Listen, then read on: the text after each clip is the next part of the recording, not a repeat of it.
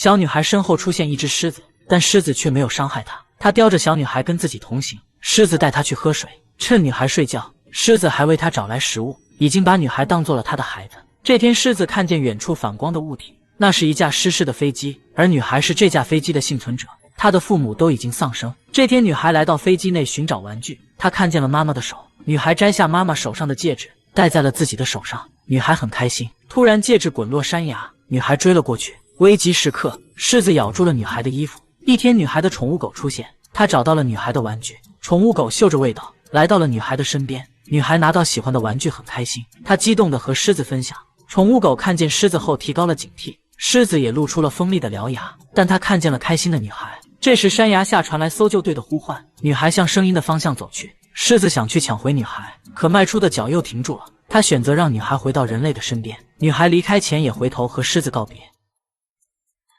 小刺猬因身上的尖刺没有朋友，上学第一天就把桌子弄乱，大家都移动座椅远离他，只有一只小松鼠和他打招呼。放学在车上时，小猪旁边有座位也不让他坐，他只能孤单地坐到最后一排。体育课上，小兔子将足球踢给他，小刺猬很开心，大家终于和他玩了。可他身上的尖刺却把球扎漏气了。荡秋千时，小猪看到他身上的刺，被吓得不推他玩。这天在校车上，小松鼠让刺猬坐到他身旁，可路上因为车子颠簸，身上的尖刺扎伤了小松鼠，朋友被自己伤到，刺猬又伤心的单独坐到一旁。很快就到冬季了。这天，小松鼠和狐狸在窃窃私语，之后大家看向他，但出去时却没有叫他。小刺猬觉得自己被孤立了，可等他离开教室时，大家都在屋外等着他。小松鼠递给他一个礼盒，他将盒子翻了个底朝天，除了泡沫管再无其他。就在刺猬觉得大家在逗弄他时，小松鼠捡起泡沫管插在他的尖刺上，大家拥抱着他。刺猬终于有朋友了。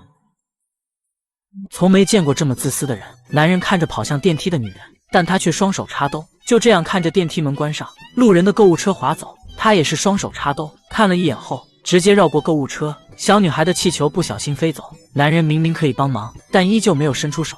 小女孩的期望落空，面对义工的宣传，他也视而不见。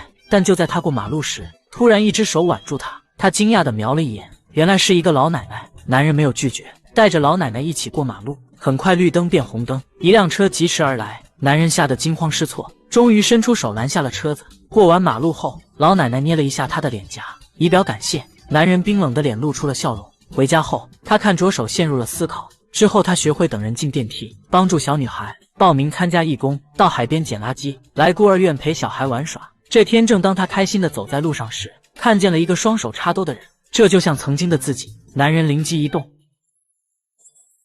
他假扮了盲人去拉住他的手，